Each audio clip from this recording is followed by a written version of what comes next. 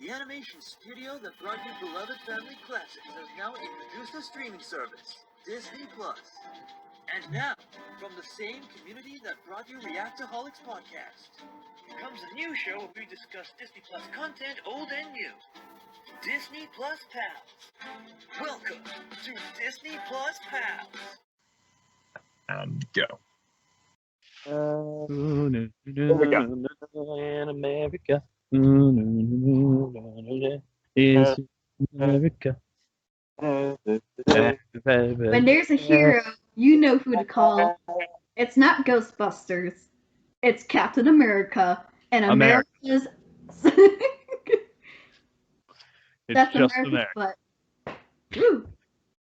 America's ass, yes. Woo! That is a fantastic ass. Well, you had to wait until the later movies for the ass to get real good. Like right now, it's an ass, it's a good ass.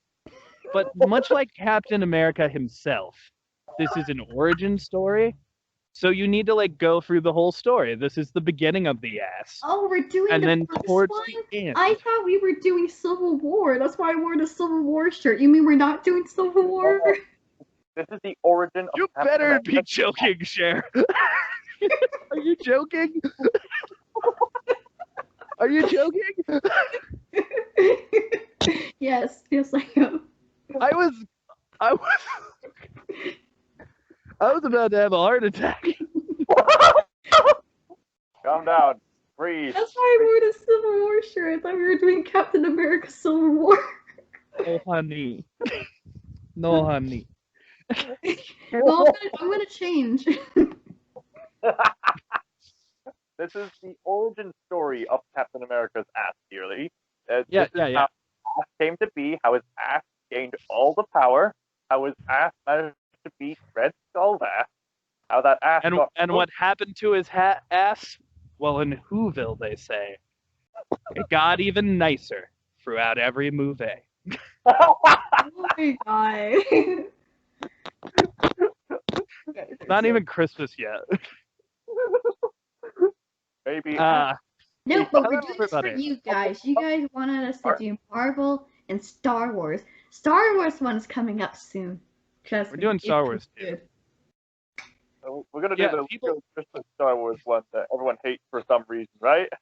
People really want us to review specifically the prequels, and that's all we're going to do. Just the prequels and the Star Wars Christmas special and the top 10 worst episodes of Clone Wars.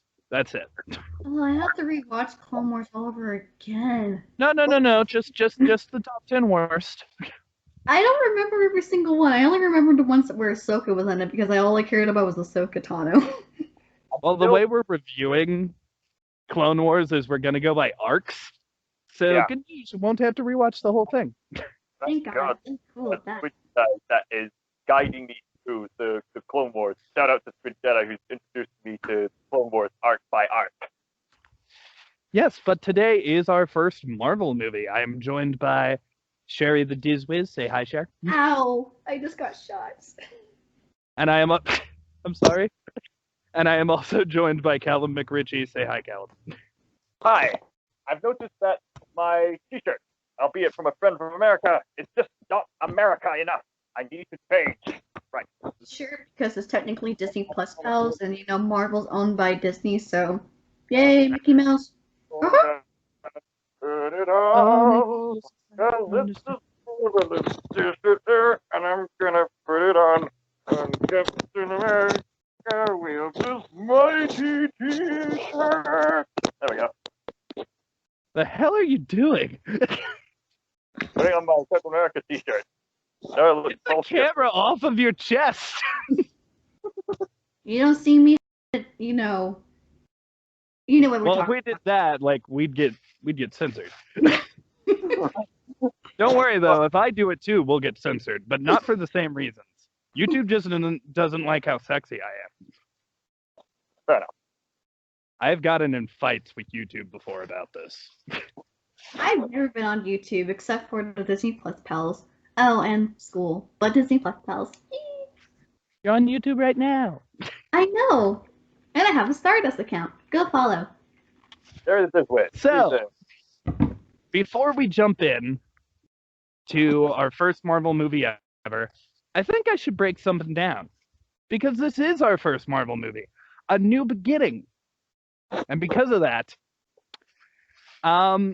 we are going to rank them all by best to worst. Oh, like those other YouTube videos that they do?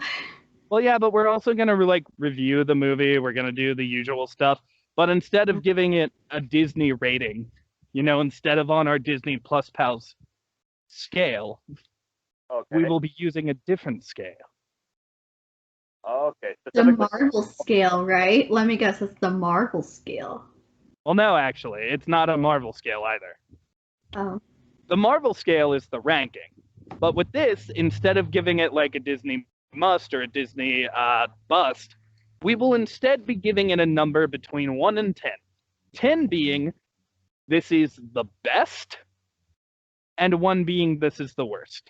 At the end, we will combine our scores together, and then give it whatever that is out of 30. Like Dancing with the Stars? Where do we begin with the actual movie itself, Captain America, the first? Well, Wait, shouldn't we go over how we all got into Captain America? Because I have an interesting quote-unquote story. Well, since this is also the first Marvel review, I think this is a little special. Let's give a brief, very brief, just like 1 or 2 sentences, thoughts about how we feel about the MCU as a whole, because we're about to jump in at chronological order. Wait, I thought Iron Man came out first. No. We're going in order by the timeline. Oh, okay. So it gets a little shaky towards the middle, but in terms of the timeline, we know for a matter of fact, Captain America was first. Yeah, and then Neil's favorite Avenger comes next. I used to like her. Not anymore. It's because of Brie Larson, isn't it? She's part of the problem. There are many problems. I am looking forward to the next one. Yeah, well, for now. And I know, here's the thing, we're doing the movies in order, but when WandaVision comes out, we may start doing a little episode-by-episode recap of it if we like the show. We'll have to see. If we're doing that, didn't we also do, like, Agents of S.H.I.E.L.D. and things like that? I'm sorry, what? That doesn't exist, Agents Callum. of S.H.I.E.L.D. No, that doesn't exist. What? We're reviewing the Marvel movies, you see, and they never acknowledge that that exists. So us as reviewers have to also pretend it doesn't exist. So yeah, also Callum, that don't exist. It's just, he's just, non-existent. Okay. Yeah, they don't exist. Mulan is Rest not in an agent of S.H.I.E.L.D. Wait, what? Oh, yeah, she is. Yeah, Ming-Na Wen. No, she's not. No, none of it's real. None of it. But she wants to make a man out of you. Don't phrase it like that, Cher. All right, so 1 or 2 sentences about the MCU as a whole. Let's start with Cher, because she doesn't talk about Marvel a ton. Yes, I'm more of a Disney fan. Pure Disney, not the ones that Disney owns. Like Fox, ESPN, ABC, Marvel, Star Wars, I think National Geographic. Yeah. But do you like Marvel? And have you seen all the movies? What is your horse in this race? Good question. I'm pretty sure I've seen all of them. There's just some that I don't remember seeing, but I'm pretty sure I have. I know I've definitely seen Endgame and Captain Marvel and Black Panther, may he rest in peace. Do you have a favorite? I'm really hoping Black Widow's good. I mean, me too.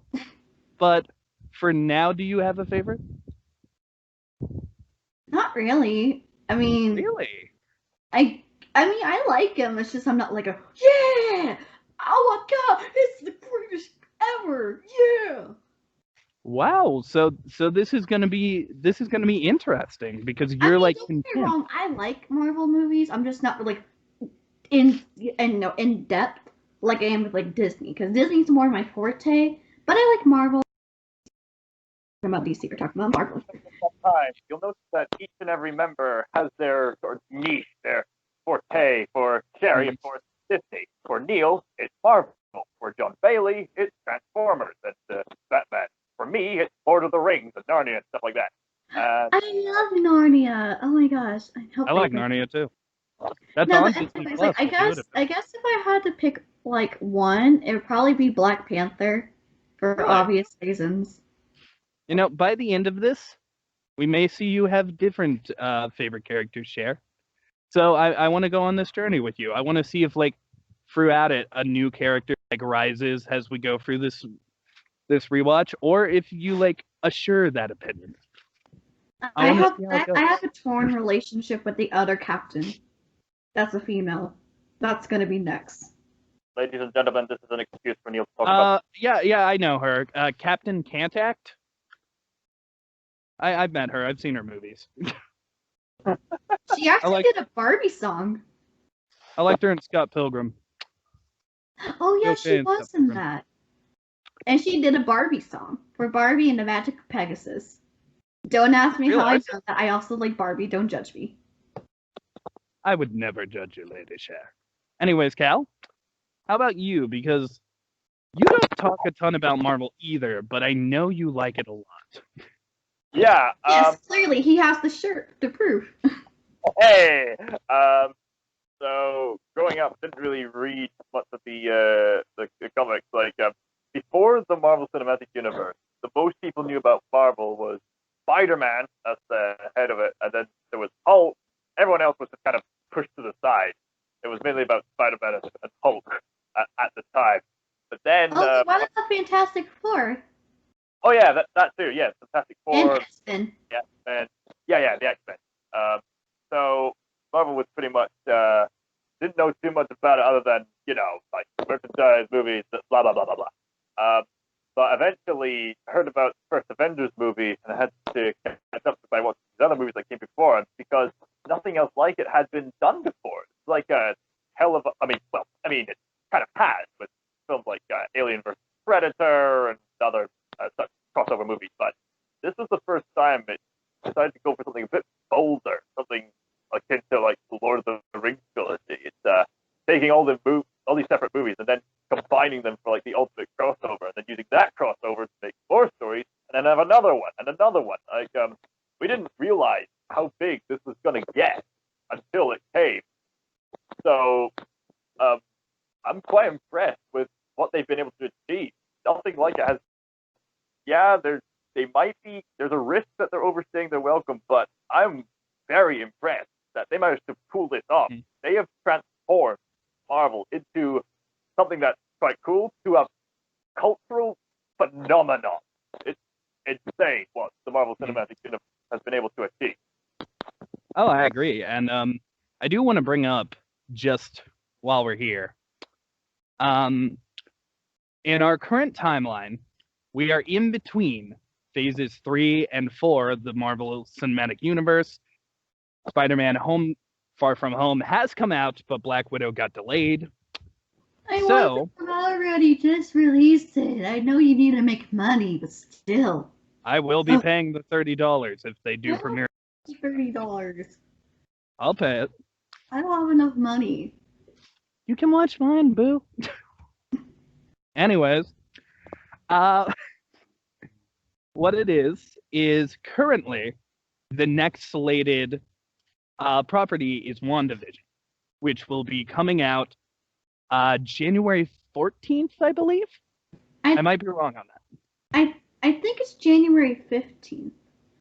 It might be that. Well, if I'm just a day off, I'm okay with that.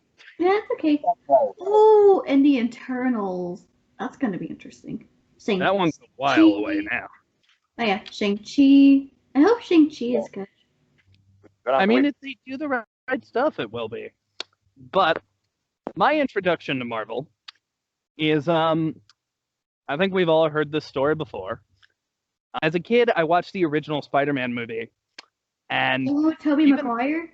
yeah, and even though I don't like it now, I firmly believe that movie is kind of boring now. Um, Bitsy spider, up the water spout. down Down came came the goblin. and took the spider out. But it made me fall in love with Spider-Man, and I started watching the Spider-Man cartoons. And then from there, I started watching the Iron Man cartoons, and I started watching Fantastic Four, and I think you can figure out where this went. Yeah, Did you watch I got X-Men? very into Marvel.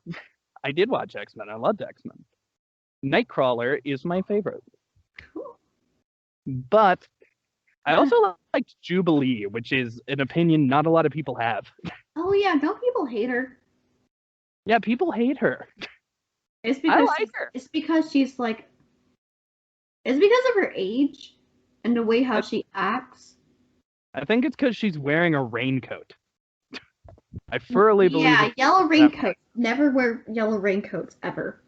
But I Ever. like Jubilee. She's a Don't cute. wear yellow raincoats ever. Oh yeah, Jubilee. But slowly and surely, I got very into Marvel to the point now where, like, I know the obscure characters. I know your Kang the Conquerors. I know your Dormammus. I know your Dr. Voodoos. I know- Jemima, I came to bargain. Dormammu, I came to bargain. Oh, I also forgot to mention one thing for me. Mhm. I was more of a DC fan than a Marvel fan.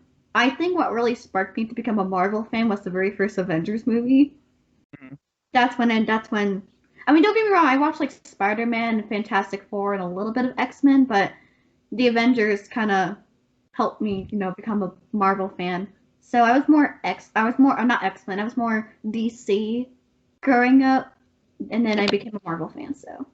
Honestly, I kind of like the experience I had with Marvel, like, because being a fan and going to the movies, like, knowing the comics, Marvel does this weird thing where they pull from the comics and they take things from the comics, but they also change them into something new that isn't bad. So because of that, even if I get exactly what I want, I'm also getting something I never knew I wanted. And it's incredible. That's why when I was a kid, everybody talked about how, like, oh, at the end of Avengers, I didn't even know who Thanos was. But I did. Neither did I. I knew who Thanos was. And sitting in that audience and seeing him, I literally screamed, "Oh shit!" in a theater. And everyone was like, "Neil, you're like 13. You can't say that." And I was like, "Do you know who that is?" That guy's gonna come in here and kill everybody like he does in the comics. Oh, Neil predicted the future. I gotta admit, I didn't think he was actually gonna do it, but I was definitely telling people, like, no, in the comics, he kills everybody. Because he does. And then he brings them back for lulz. Thanos is the original troll. Just gotta say that. But yeah, for me, whenever one of these characters gets a movie, my eyes light up and I'm excited. I have obviously chosen a favorite. I think we've talked about him once or twice. Maybe we'll bring him up in the future. Hawkeye? Yeah, I like Hawkeye. Iron Man? Hawkeye's my favorite Avenger. Oh. Hawkeye is actually my favorite superhero. So compared to every superhero out there, Hawkeye's number one. And hopefully I can show the world why when this show comes out. But for now... Why not? Yeah. Why Hawkeye? Why not Green Arrow? I actually don't love Green Arrow. Well, Clint Barton is... I'll say this really quick so we can get started. Yeah. Clint Barton is a character that I really saw has, like, me, where he was, like, snarky, he was making jokes. And I slowly, like, with Avengers vs. Mightiest Heroes, the cartoon, I slowly fell in love with this character who was just a guy with arrows fighting the Hulk. This guy who is so competent in himself, he made a joke that was so funny, the Hulk turned back into Bruce Banner. And you want to know what that joke was? Hawkeye said he could kick his ass. And the entire time you're like, oh, Hulk doesn't seem as a threat, but Hawkeye's just sitting there smiling, knowing he's going to turn back. I love this character so much, and through my Marvel journey with You Fine People, I hope I can show you why. But Cool. not today, because he wasn't even born yet when this movie came out. Nope. Start in World War II with Nazis invading the world. All right, I'll be first honest. I feel like I think I've seen this movie, but I don't know. It's weird. I could have sworn I've seen this movie before, but like Oh. everything looked new. Like I've never seen this movie before. I'm pretty sure I have. I just So don't what you- remember it. What you're saying on your rewatch, it was like experiencing it all over again. Pretty much. Cause like when, Nice. cause there's there's certain scenes where before Steve becomes all buff and stuff, and I looked at my mom because she was also watching me while I was eating. I looked at her, I'm like, something's not right with his body proportion. Why does it look all uncanny? And she told me she told me why, and I was like, oh, I never noticed that. Then again, I think I was either 10 or 11 when the movie came out, so little Sherry was a little bit naive back at the time, so yeah. But moving forward, what do you guys think of this movie? Because I gotta say, this isn't my favorite Marvel movie, but of the origin stories, I think this is probably the best one. Oh, really? Yeah. Uh, What is your guys' experiences with it? I think this movie, people seem to not like, and I think that's quite undeserved. This is quite an enjoyable movie as it is. I super agree with that. I love the aesthetic. I love how it's very much reveling in its own style of being like a classic film. And there's this one scene, we'll talk about it more detailed later, but there's this one scene I used to hate so much, and now I have just fallen in love with it. I love this scene. Oh. But Cher, you said you had a story about how you were introduced to this movie. Yeah, I mean, like I said, I was more DC growing up, so I don't know. I just saw like this commercial with like Captain America, and I was like, oh, who is that? And my dad's like, oh, that's Captain America. I'm like, who? Captain America. Yeah, I don't know who that is. Okay. You want to watch it? Sure. And then I ended up not watching it. And then for some reason, when I watched the very first Avengers movie, I was confused on everybody because I had no idea what was going on. Who is this captain in Stars and Stripes? Because I was just confused because I didn't watch the other I didn't watch the very I didn't watch Thor. I didn't watch Iron Man 1 and 2. I didn't watch Captain America, so I was just confused in what was going on. But Eating shawarma. yeah, and then Rise of the Guardians happened. I was like, oh, this is just like Avengers, except it's cartoon. Where's the Captain America in that? Santa is Captain America, even though he's Russian.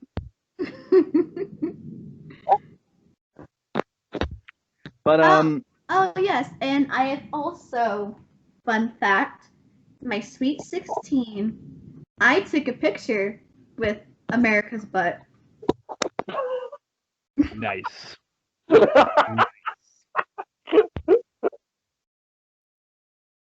There we go. I send it to you guys. My name is Neil Fabulous. Burris. My name is Neil Burris, and I approve of this message. His ass is too fabulous to be shown on that picture. Yep, I look gorgeous. 16. But you know it's there. You know the ass is there. Yep. And that was also the year where Spider-Man called me prom queen.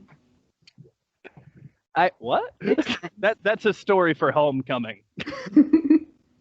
But I went to see this movie because you have to.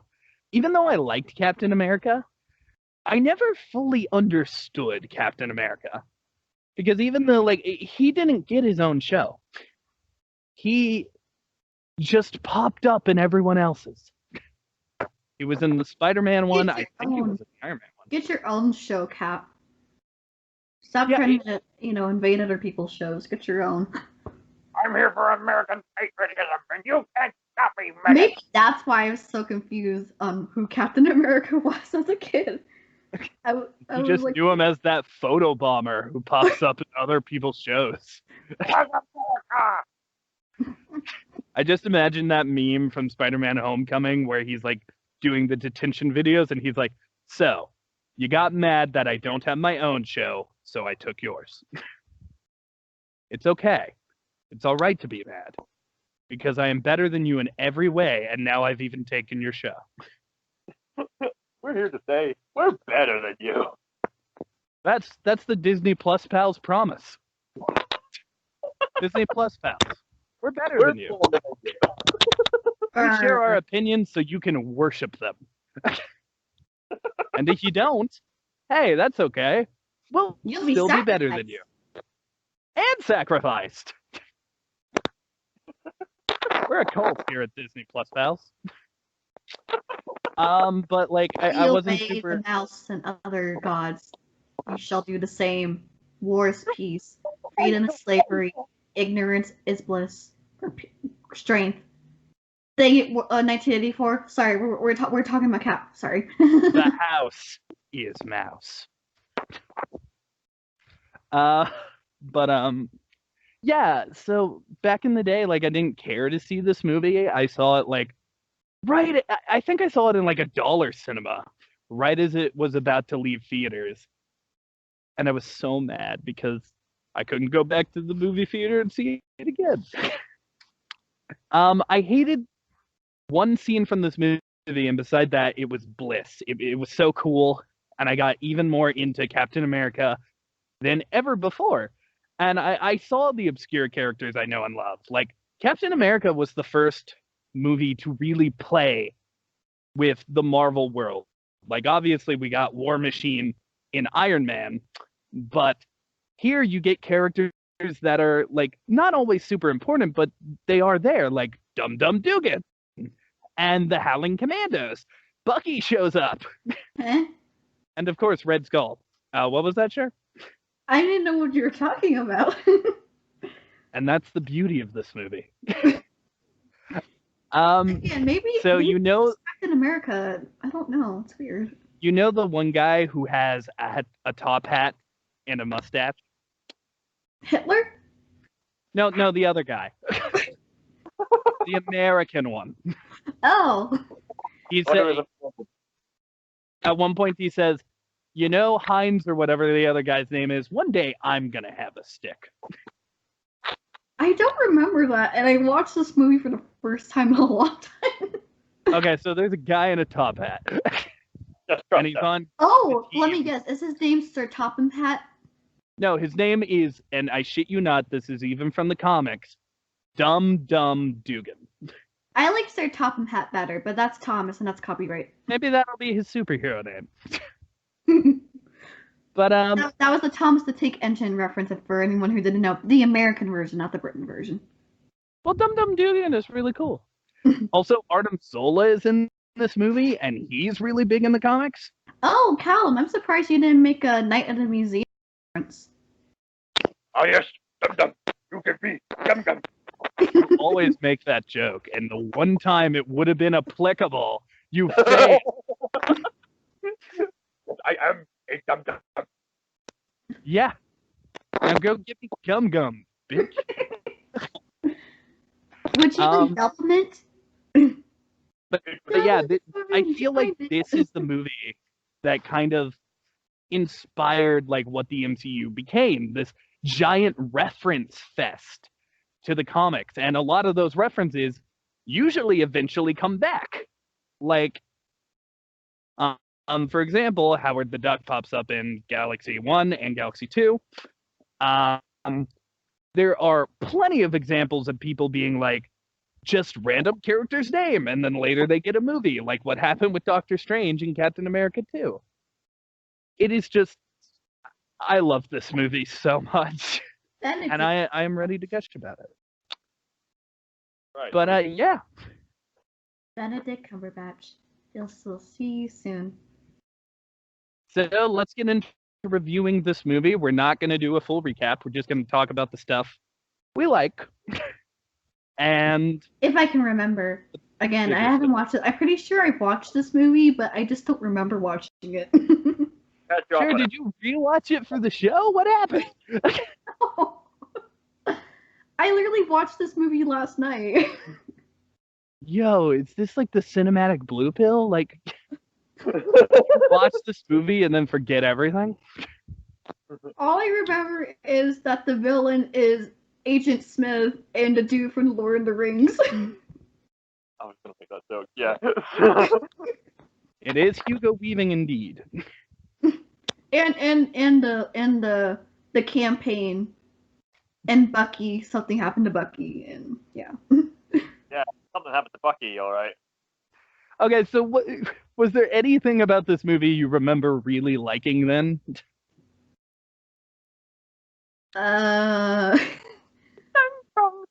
Oh no, Cher. The fight Oh no. Well, I guess that's a criticism. I guess you thought the movie was forgettable. I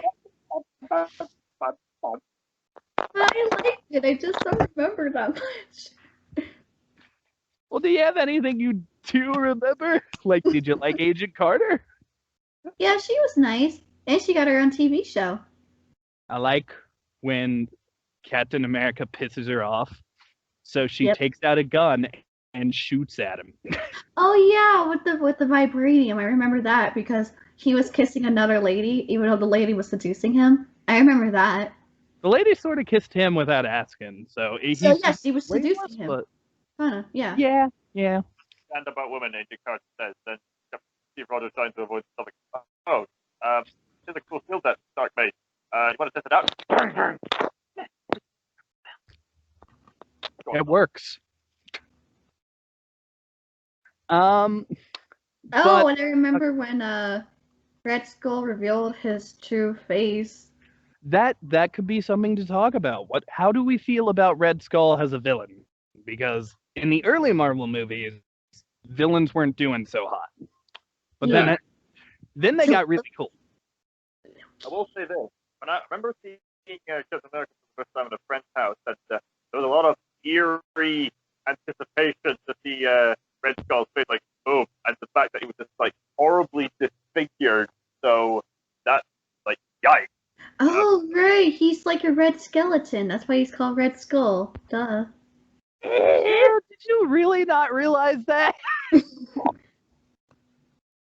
Again, gonna be okay. memory It's gonna be is okay, not Cher. good right now. It's okay. It's okay. We got you. We will carry you today. But then Maybe one day in the because future, it's owned by Disney, but again, I'm not too familiar with Marvel. it's all right. We will carry you. I will walk you through this. We will hold hands and face the fire of Toy Story together. Hey, at least I watched it, despite forgetting what watch happened. Um, Oh yeah, I also like how they kind of pulled a Dr. Claw for the earlier scenes where you don't see what he actually looks like with the red space thing. Yeah. They pulled a Dr. Claw. That was good. The only thing you do see is an artist making a painting with specifically blood red paint at hand. I do like that they don't show him at first, but the reason that kind of didn't set well with me is because they show his face in the movie trailer. So I already knew what he was I going don't to look remember like. watching the movie trailer. Yeah, in the movie trailer, it's like right at the middle point, they show Red Skull's face. And Yeah. Skeletor. There's an because of art. that, I don't get why they like played with it so much where it's like, oh, what's he going to look like? Oh, what's he going to look Everybody like? looks like. Yeah, this Hollywood really needs to take notes on your trailers. One of the best examples is Alien. How you never see the creature in the trailer, and it's head. And another thing is, like, even if I didn't know, even if I didn't see the trailer, the dude's name is Red Skull. I know what he's gonna look like. What? I thought his name was Johann Schmidt. Well, yeah, but his supervillain name is the Red Skull. Skull. See, I remember that. Yo, you're out of it, honey. I am. I'm not in familiar territory. It's okay. It's okay. So that Baby Elrond steps. spent too much time at Mount. Red Skull has spent too Wait, much time. Hamilton? Did you just say Hamilton? He said Elrond. Oh. Wait, who? Lucas ruined. Lord of the Rings. Oh. I'm more of a Harry Potter person. Child, I've got you. We got this together. We got this. Oh, like that one My Little Pony song. Yes, friendship is indeed magic. Woo! What do So, you think moving forward. Red What Skull? was that, Kev? What do you think of Red Skull's appeal? Because some people say it kind of looks cool. Other people say it looks a bit too ironically clean compared to previous depiction of Red Skull. What do you think of the actual design of Red Skull? What do you think? I think in the eyes, it looks a little weird to me. Like, the skin around the eyes, for some reason, doesn't match the rest of the makeup for me. I'm gonna search this up. I gotta search it up. I want to make sure I'm looking at the right thing. You have to look up. Okay, you're fine, on. Oh my god, there was a scene. I remember this. Bit by bit, it's all starting to come back to me. Don't give me that look, Callum. Do not give me that look. Let her go, Don't give me Callum. that look. I'm starting to remember.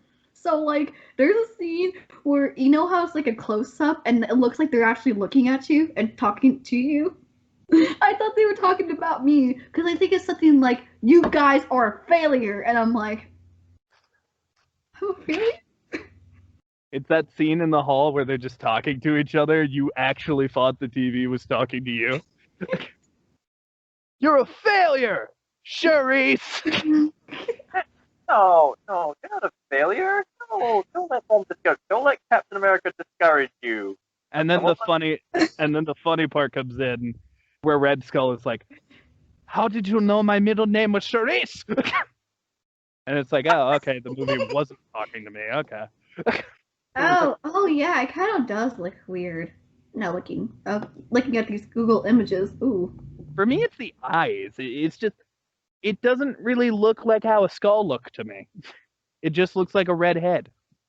I mean, I wouldn't mind the eyes. I mean, if I recollect, it's got like eye bags, and I mean, I wouldn't mind like getting burnt down to the muscle. I mean, that would be understandable, but unless they're going Well, I mean, coming from someone that is in the nursing program and had to study all the body systems, like the skeletal system, oh yeah, it looks, you know. Oh, they actually have how he actually was put in. Oh, he's kind of like what happened with Jim Carrey as the Grinch. Okay, they use prosthetics and stuff. You know what I think it is? When you look at a skull, and they play around with this in the comics too. When you look at a skull, there's no eyes. It's fake and eye holes. So the fact that I'm looking at him and I'm seeing eyes, maybe that's just not working for me. Maybe you might be right about that. That could be a reason. I mean, obviously, like, they should have had him wear dope-ass sunglasses the entire movie. Oh, that's not because of it. That's a Matrix reference, right? No, of course not. Well, I mean, like I said, I mean, I kind of see what you guys are saying, but it kind of does look like a skeleton head, except it's red. maybe it's just me then. Maybe I'm the only one who's bugged by it. Nah, But you're okay. I like his character. I do think that, like, he's a little too similar to Captain America in terms of his powers, but I do also like him because, like, he isn't what they always do in the Marvel movies, where it's just an evil version of the main character. Oh yeah, how they're one-dimensional. They should be three-dimensional. Like, even in Black Panther, which is an amazing movie, they still did that trope where it's just, I'm like an evil version of you. Well, we'll talk about Mr. Chadwick Boseman later. Yeah. But yeah. So I like Red Skull. I think he was fine. I think he had a lot of personality, which is something early villains didn't really have. Oh yeah, the That- Iron Man villains, they weren't really that good. I agree. Iron Man 3 used to be my least favorite Marvel movie until she came into my life. Oh no. Oh, it's in my relation. Yeah, I have a torn relationship with her. I Oh. grew up with her, but then you know how they say, your heroes can fail. Don't always trust your heroes. Yeah, Don't. never meet your heroes. Yeah. But Maybe. Yeah. I think that Bucky. Bucky. Bucky. Bucky. Yeah. Bucky was good too. I will give a brief recap of the plot for anybody who hasn't seen this movie. And to remind me, because clearly I'm clueless. Well, hopefully this helps you a little. Steve Rogers is not the biggest or brawniest guy in the world. He keeps trying to apply to be a soldier in the army, but unfortunately, he's not making it happen. But with the help of Peggy Carter and the scientist friend, maybe just maybe he can find his place as the first super soldier. Meanwhile, evil Red Skull is trying to take over the world with his newfound power source, the Tesseract. That's right, the Cosmic Cube. This thing makes weapons that the world has never seen before, and he is equipped with his team of baddies, Hydra. Can Cap, his best friend Bucky, and his Howling Commandos defeat Hydra? Well, yes. Yes, they do. The power of steroids compels thee! G.I. It is technically Joe. steroids. G.I. It is- Joe. Yeah. G.I. Joe. Real American hero. Don't ask me how I know that. Better than Captain America. The battle, Three. But so we should talk about these main characters. We talked about Red Skull. I think Bucky is a great character. I think in this Especially movie, later movies. I think in this movie he doesn't get a lot to do. I think you're right, Cher, but I think that's okay because the thing they really hit home in this movie is the friendship. Like Friendship is magic. they really established that bromance between Steve and Bucky. Oh yes, And Sebastian Stan. yeah, Sebastian Stan really is great in this role. And I actually like this gets back to that thing I said about they're adapting the comics, but they're also changing it up. In the comics, Bucky was basically a ripoff of Robin. He was essentially a younger Rob? Who's Rob? Robin. Oh, Robin. Oh, Batman. all I heard was Rob. I didn't hear Robin. He was a ripoff of Rob Paulson. His name was Robert Paulson. Good night, everybody. Robert Paulson. We love you, Robert Paulson. But Can't wait for Animaniacs to come out this Friday. no, he was a ripoff of Robin. Essentially, he was just a kid sidekick who would help out Captain America and get into trouble here and there because he was a kid until he freaking died. And because nobody really liked Bucky, he was kind of annoying. And then later he came back as Winter Soldier. And that shit was awesome. But Especially the movie. here instead of making Bucky a kid, he's actually Steve's best friend and brother in arms. And it's really cool to see that relationship where it's not like I am a parent figure who's going to help you figure this out, but instead it's you're my best friend and I am willing to go to battle all by myself for you. I will charge an army if it means that you're going to be okay. He will go to distance. Inspiring that Bucky is able to look past his original physique and see the heart of gold that's willing to, like, that's the word, he's willing to stand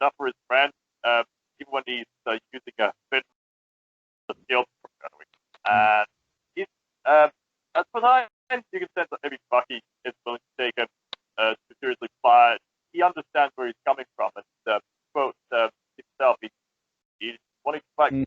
not because he's wanting to boost his ego or anything. He just doesn't like bullies. He just wants the war to end. And like obviously Captain America came from a family who spent the majority of their life in a war. And what I like about Bucky is unintentionally we get a very interesting dynamic between him and Cap that we don't really get a ton in movies and stuff, where Bucky was sort of like this big brother character to Steve, but then halfway through the movie Steve doesn't need anyone to protect him anymore, and now he has to protect Bucky. And that's such a cool shift. I wish they would have spent some more time with Bucky as Bucky, but given what we get later with Winter Soldier, I'm okay with what happened. What matters is the camaraderie. That's Mm. all you need to know about. That's all you need with Steve Rogers and Bucky. They're comrades. You don't need to know anything else. You just need to know that they are in love. And that's it. That's it. That's all you need to know. Speaking of love, how did we feel about Peggy? She got her own TV show. She did. Bucky didn't even do that. Well, not yet. Not yet. Not yet. I like how I said that when literally right around the corner. Hello. Here's my TV show with Falcon. What, Cal? Never mind. Peggy Carter, quite a resourceful character in her own right, armed with a few spy skills and whatnot, and she definitely helps out whenever she can. She's opposite time she's able to do a few things that the others can't. She does have a respect for Steve when he's not in his physique, and I do love that she kind of builds a crush on him, and it cracks me up when he first sees him get the super serum. And like, how do you feel? He's like, still getting the color. And she just almost reaches out to touch the abs, but just stops herself. That cracks me up. He wants to know if they're real. Of course, the relationship grows. Steve is not really a womanizer type. So, and over time, he does start to think about Peggy a lot. So, yeah, I like them as a couple. And it's tragic that they have to spend all that time apart. Mm-hmm. Yeah.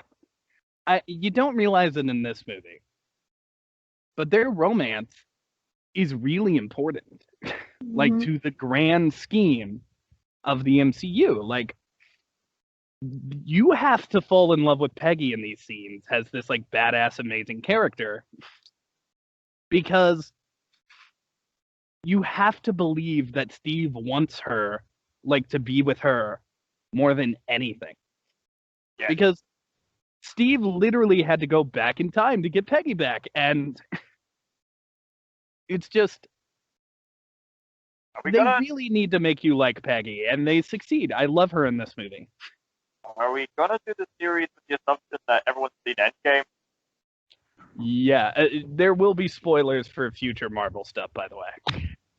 Okay, you've had your warning, everybody. But yeah, I also like I'm blanking on the actor's name, even though I love the actor. Peggy? No, not Peggy. I know her. I know who plays Peggy. That's Haley Atwell. Oh, good. But I'm talking about the guy who plays the general in this movie. He's a very successful actor. Wait, you're talking about the Colonel, right? Yeah. Yeah. Tommy Lee Jones. Tommy Lee Jones.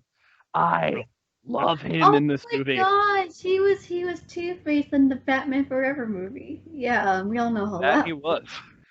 He stole the show in The Fugitive with Harrison Ford. I didn't kill my wife. I don't care. I like this one scene where there's like a Hydra agent yelling, "We are Hydra! When you kill one of us, two more will take our place!" And then he shoots that Hydra agent, and then he goes, Let's "All right, let's go find two more." I remember that. Oh yeah, and then like when he's driving Steve to stop Red Skull, Peggy's like, wait, I gotta do something for her. He's like, what? And then she kisses him, and then he looks over to the Colonel. He's like, I ain't giving you a kiss. I'm not kissing you. I friggin' We'll make you mad. Mostly. I wanted to be known. He was one of my favorite parts of this movie, to the point where when I saw Winter Soldier in theaters, and they have that scene of Steve at the cemetery, I legitimately was like, no, he was so good. Tommy Lee Jones is one of those actors who is made for the sort of leadership role. He just has all some brilliant one-liners. He is wonderful in this movie. He's so sassy. I just love how sassy he is. And sarcastic. But, of course, if we're gonna talk about Captain America, we gotta talk about the man with a plan himself. What did you guys think of Captain America? Again, like what I said earlier, when he's I just the proportion. I'm pretty sure they kind of had like a double where they had like a skinny, and they just used Steve's head to attach it Yeah. on there. It just looks so weird. I kept thinking about it. I was like, this doesn't look right. And my mom's like, that's because it's CGI. I was like, oh duh, okay. But I knew Chris Evans since Fantastic Four. And I think, a lot of people, give flack to that 2000s Fantastic Four because it's kind of weird movies. And, because Chris Evans, he played Human Torch. And he was very snarky and very egotistical, completely different from Steve Rogers. And yeah, it's like a complete 180. And it's amazing how he went from Human Torch to Captain America. I liked him. I think he was good. Yeah. I think they really had. First of all, I actually love the effect when he's smaller. Like, I just found it a little bit distracting. I've seen this movie so many times. Then again, I was probably like 10 or 11 when this movie came out, if I remember watching it. Well, I've seen this movie a lot, and it's never really bugged me. Like, I think he looks good personally. I understand why some people might have a problem with it. Like, this is definitely some uncanny valley stuff. But to me, he legit looks like a smaller person, and I love it. I think Captain America being this good man before he got his powers is very important because a lot of Cap's stories focus on who he was after the super soldier serum, who he's becoming, not really who he is. Yeah. And yeah, just like the scientist, he's like, don't you change. You stay good. Be a good person. Don't ever change. I love that scientist character. He really drives home the moral of the story.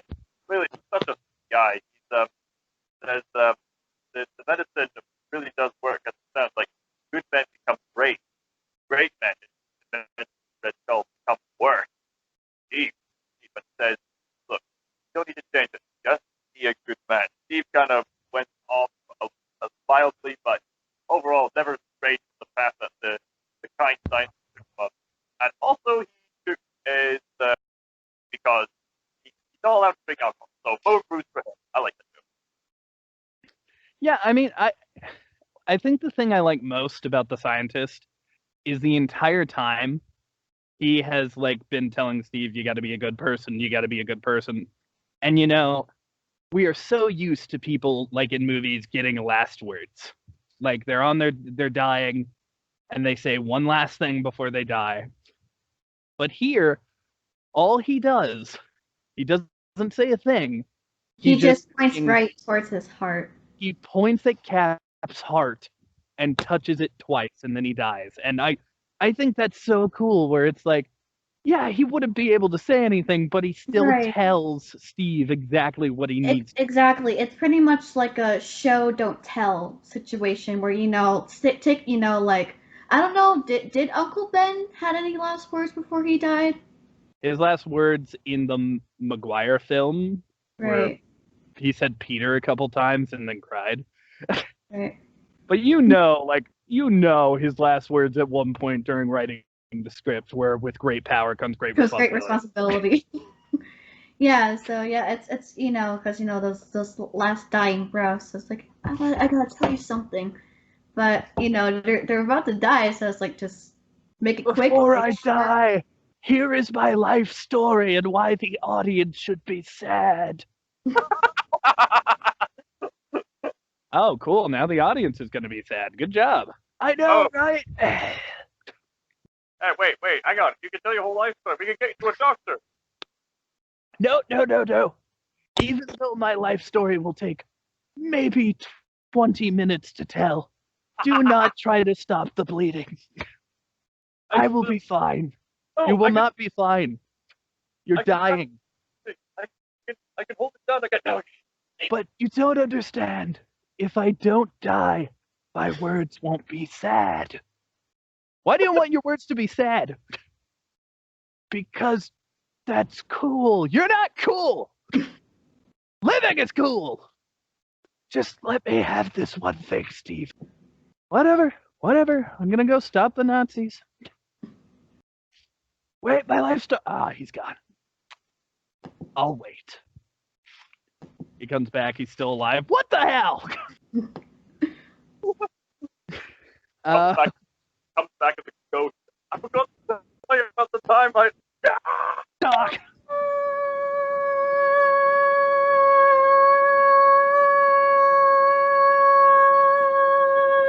What is that? What is that? Stop. That hurt my ears, Sarah. That was the point. But why? Because I wanted to.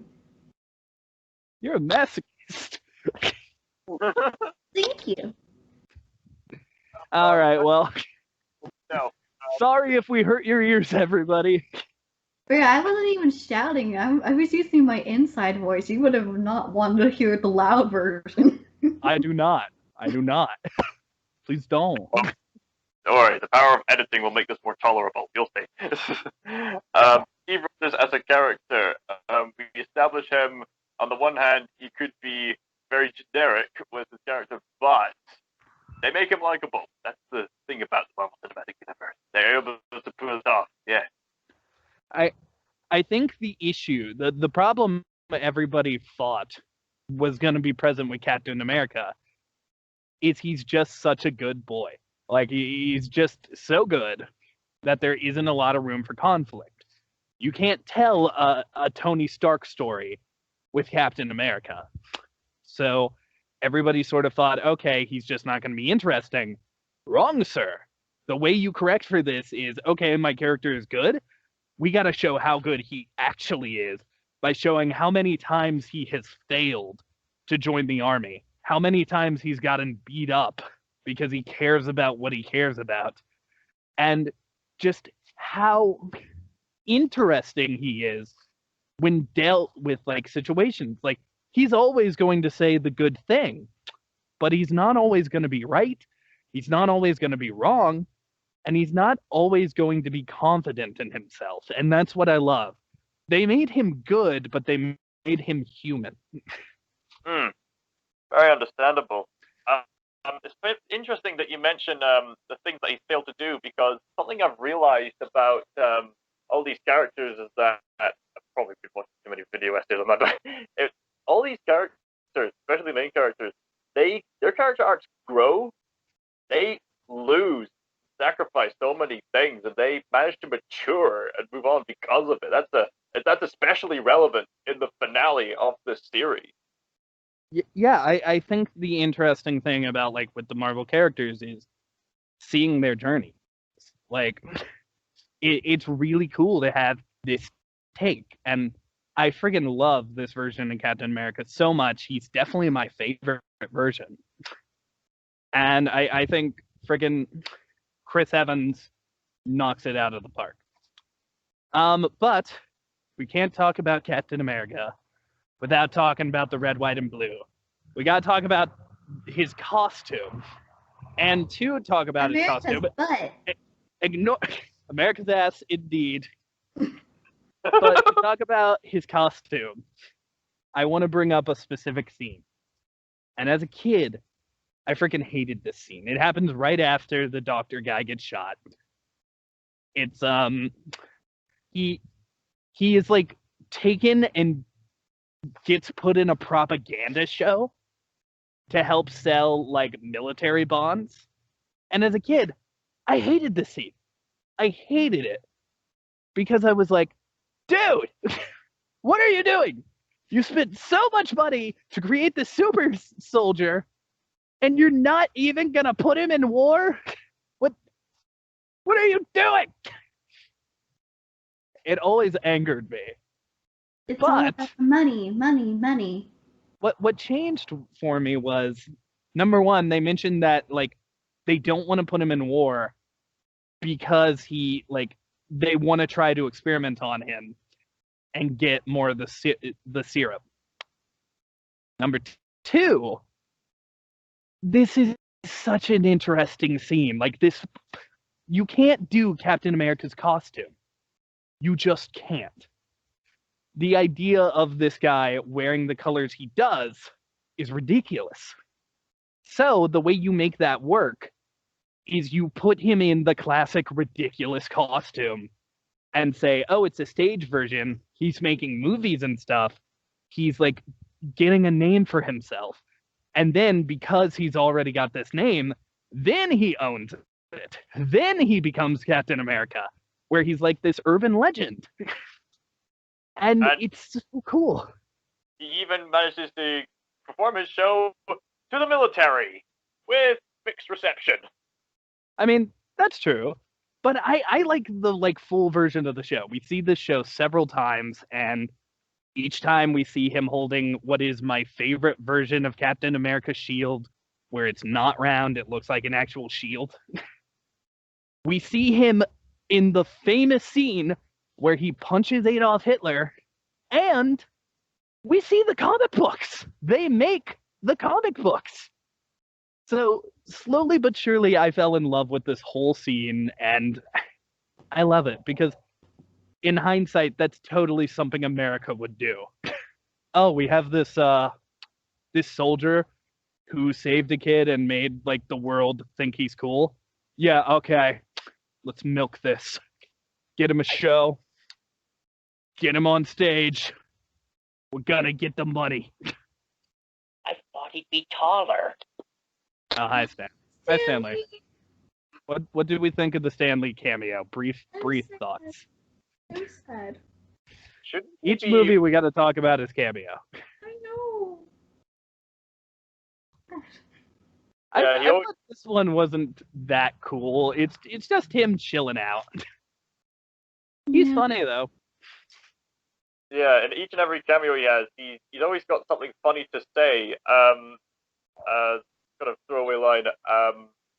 And he's the author of it all, so he brings his old charm and everything to it. He knows what he's up to whenever he's entering the scene. I mean, yeah, Stan is great at doing these cameos. I don't think this is my favorite, but I think it's okay. So I also love Cap's suit in this. I love that the stripes are actually straps. I love that it looks like an old-timey, like, uniform. I adore the helmet. And most importantly, I love that he has the stupid wings on the side of his head. I have consistently is that like a comic reference?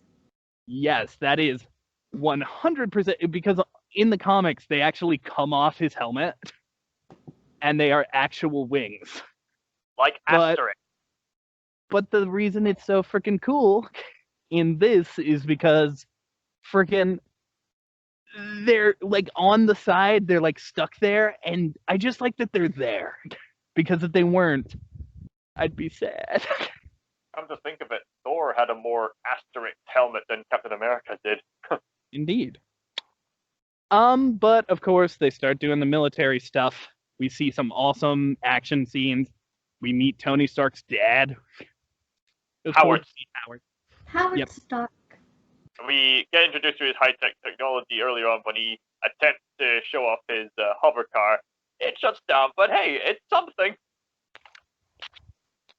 I will say this, in this movie, it does seem like they're lacking, even though there's so much style with like the fact that there are lever pulls in the machine, the just aesthetic of everything at the World's Fair and the whole movie itself. This movie is lacking one thing. And it's something Marvel has gotten very good at now, but besides the train sequence, there's not a ton of action in the movie. Like, don't get me wrong, there is fighting, but they don't really show off the powers a ton. They don't really have any interesting big fight scene where two superpowered baddies go at each other. It's just a fight at the end until Red Skull like kills himself with the cosmic cube. Well, still, yeah. But to be fair, like we do get awesome fight scenes later. And in this movie, it's like this is why I think it's the best origin. They focus so much on this origin. They really sell Captain America to you. So because of that, there's not a ton of action. American way. I love that song too. It's so catchy. The Star Spangled Man. No, you mentioned selling Captain America. I had to bring that up. I mean, he's got the Funko Pops. You can buy a lot of Captain America Funko Pops. And you could take a picture of him at Disney parks if he's Yeah. still there. That is still going to be so weird to me next time I go to Disneyland Paris. After Captain all, America I still have there. a picture right here. It's so Yeah, pretty. I look beautiful. So, just to finish, sort of the thoughts on the movie. What did we think of the movie as a whole? What did we think about the ending? We've talked about some of the really good stuff. We've talked about some of the bad stuff. And the very uncanny portion of the body. We have talked Yeah. about the fact that Cher can't remember any of it. And here in a minute, she's going to have to give it a number on a rating scale. Great. So, what do you guys think of Captain America, the first Avenger? And is there anything you want to bring up before we end it? Oh boy. Can I not go now? I have to think. You can go second, Callum. You can go last or second, Cher. Callum will go first. It kind of saddens me that I can't really describe this as one of my top favorite Marvel movies, but it's still definitely really good and especially definitely worth watching. And you got to consider that the Marvel Cinematic Universe took these characters almost completely forgotten by mainstream society, and they just like pulled them up there to the peak. And they did it with the other characters. You know, every time you look at Marvel merchandise now, you don't just see Spider-Man and Hulk. You now also see Iron Man, Captain America, Black Widow, all these just side by side. No one's really dominating the other anymore. This cinematic universe has done so much, and it obviously did so much for Captain America. And for Captain America, this was, as you say, Neil, an excellent origin story. And the ending, ooh, what a great way to get this character to be part of the Avengers team. Yeah, you want to talk about the ending scene a little bit and what it meant to you? Yeah. So the ending scene, after he fights off Red Skull, when he is supposedly gets killed or taken away the far off cosmos after attempting to use the Tesseract, kind of melts away and gets lost in the sea for Howard Stark to fish out later. But Captain America realizes that the ship, which is full of bombs, is still heading to his home. The only way to stop it is to pull her down to the ice glacier that he's coming across. But Got to put it in the water. He's got to put it in the water. Yeah, put it in the water, as he says. So Peggy Carter heartbreakingly invites him to do a dance. Better not be late. Better not be late. Captain America sinks that ship and gets frozen for 100 years like Yukon of the Yukon. Years later, people managed to find the ship, and they actually managed to find Captain America, and he's still alive. They get him out, they revive him from his cryostasis, and in an attempt to not quite shock him, and lovely attention to detail in this scene, Captain America wakes up in a 1950s style restroom. He hears games happening on the radio. A lady with 50s clothing comes in saying that the war has ended. Captain America says, "Where am I? You're in the... Wait, that game. Hang on a second. Something's not right about that game. What do you mean? Because I was there in person. I'm going to ask you again. Where am I?" That was great attention to detail. So he runs off, and then bam! What the earth? He's in the future, and he runs off. Yeah. He's in. I love the juxtaposition because noticeably for me, the only time we see movies and stuff, like in the world of Captain America, before he gets to the future, is on an old-timey television in black and white at a movie cinema. We don't see a ton of TVs and stuff. We just see that. And then for him to run out and see all of the screens of New York, like all of the freaking Broadway musicals and stuff being advertised there, and all of the Wicked. ads. I saw the Wicked when I was like, You remember the Wicked thing, but not the movie?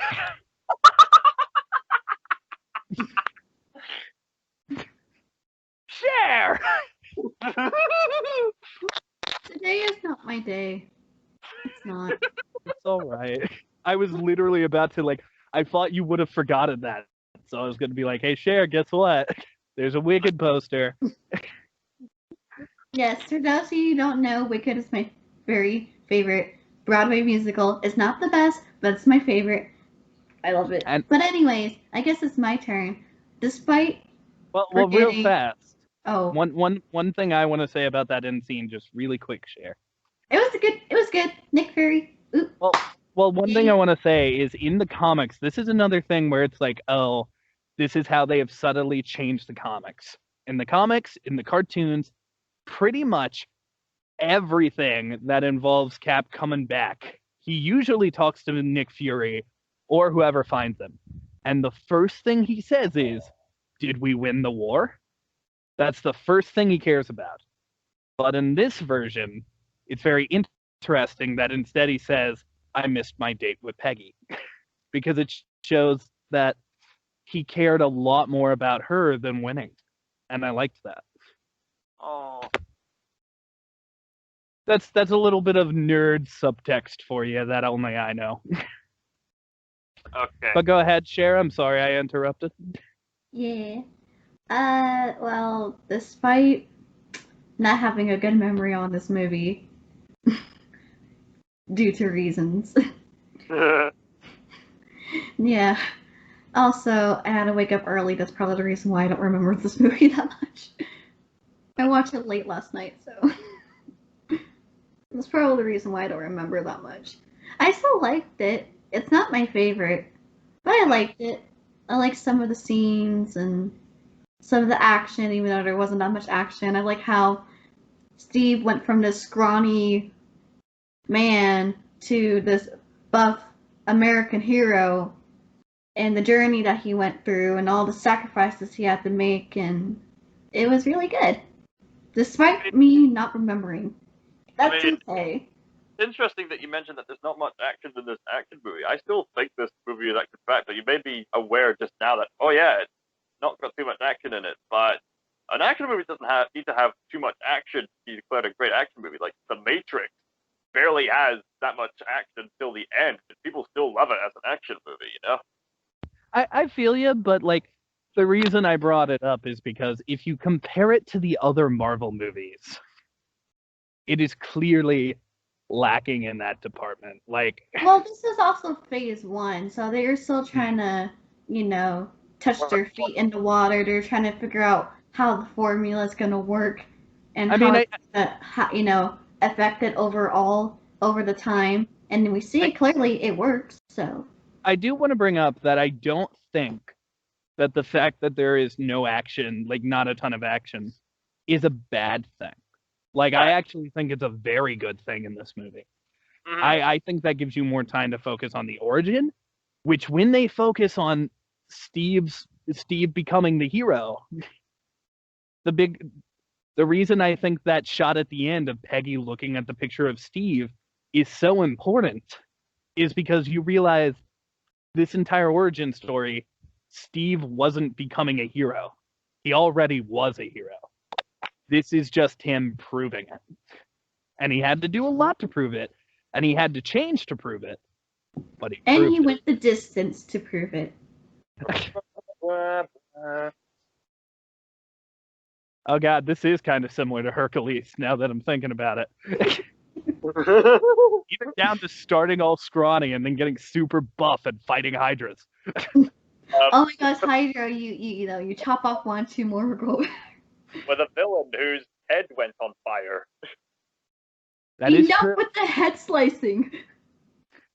And we're very skull themed. Ha! They even had an old guy telling them what to do. They are similar. Holy shit, I didn't even realize it.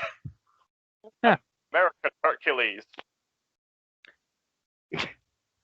Hercules' ass.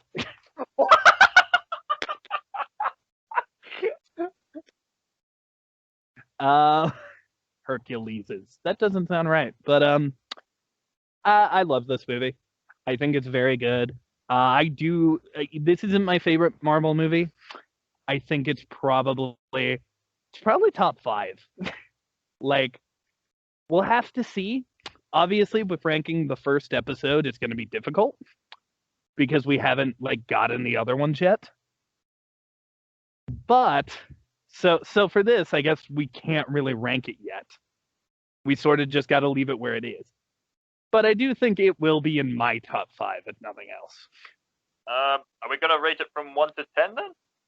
Yes, let's give it a number. So, honestly, I'll start us off strong. I know I did this for Nightmare Before Christmas, but I got to do it again. I love watching this movie. I think it's one of the best origin stories I've ever seen. And I have seen this movie so many times. I'm going to have to give it a 10 out of 10. Wow. Whoa. Yep. I don't be expecting that next episode. Next time we go to Captain Marvel, and you'll see what I think of that. But Oh, my complicated relationship with that lady, I swear. I'm interested to see what that relationship is. But for now, yes, I love this movie. It turned Captain America into this character where I was like, I know you, and I know what you do. Like, he would always pop up in the cartoons and be, I am gonna solve a problem, and I am gonna be this cool character.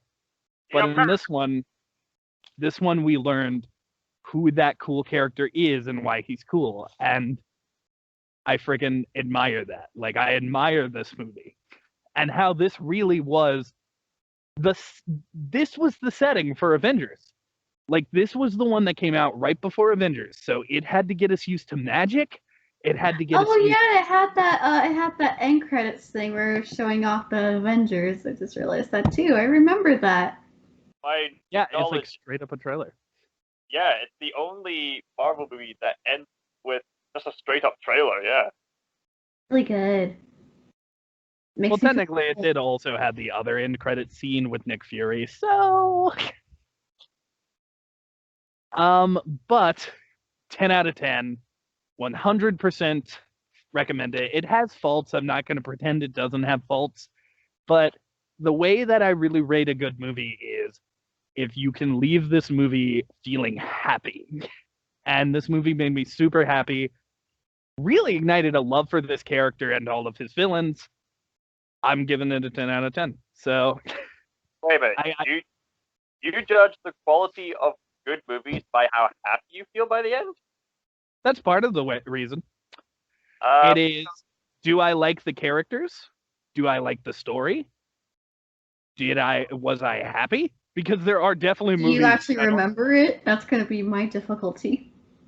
Essentially, let me rephrase it. I think you're supposed. Did the movie make you feel what it was trying to make you feel? And Yeah, I think with this The movie, theme of the story, the central message of the story. because I could mention films like Schindler's List, Grave of the Firefly, Avengers: Infinity War. They let did- me have this Oh, happy. that's gonna Stop be trying to interesting take talk. my happy.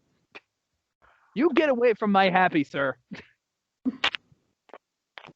Yeah, This quite is true. my happy.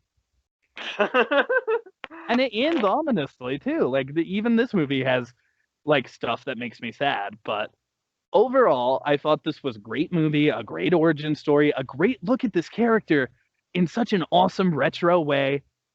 And I love it. I feel like it doesn't get talked about enough. 10 out of 10 from Neil. I was just gonna suspect you're gonna be the type that said, "This movie made me cry. This movie sucks now." But as for my own opinion on this, I'd give this an 8 out of 10. Mhm. Not exactly the best quality. There are better Marvel movies, but this is definitely needs more praise than it gets, if you ask me.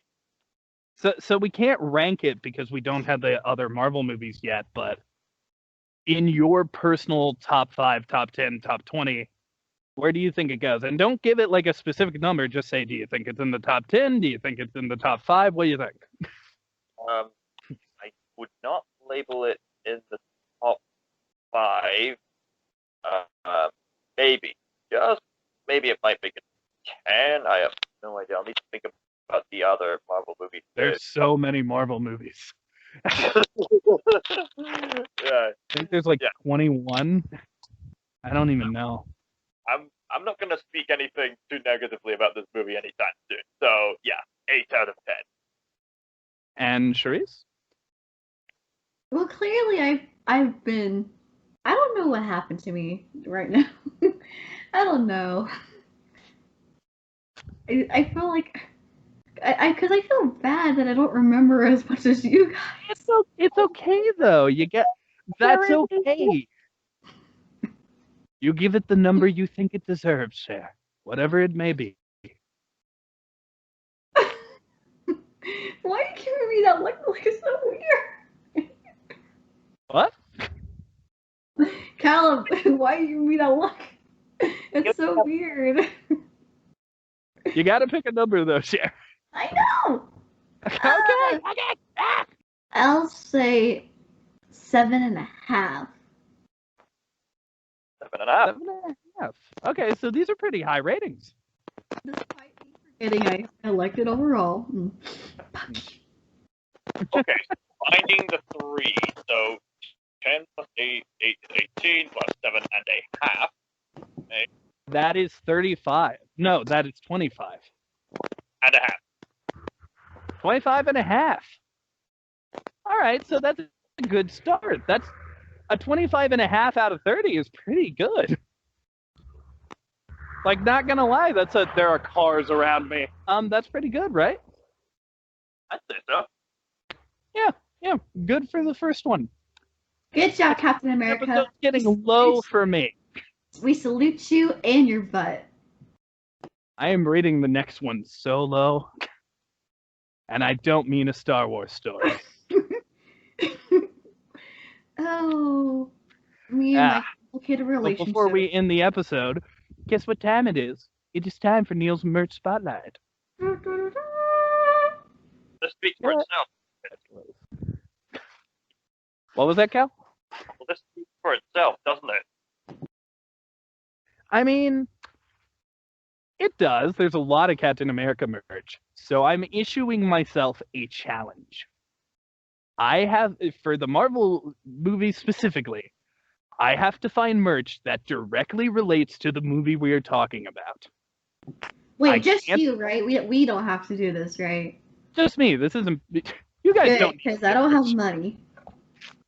No, you don't even have to buy it. I don't buy everything I talk about. Remember that Wizards of Waverly Place one you wanted? Yeah, I want it so bad, doll. Hey, at least it's not the one that Disney made where it's like all paper stuff and it looks like Ray the I mean, that Firefly one that's on it. That one looked okay. But today, just so happens, I do own the thing we're about to talk about. This is something people have brought up is that I'm catering a little bit too much to things people can buy.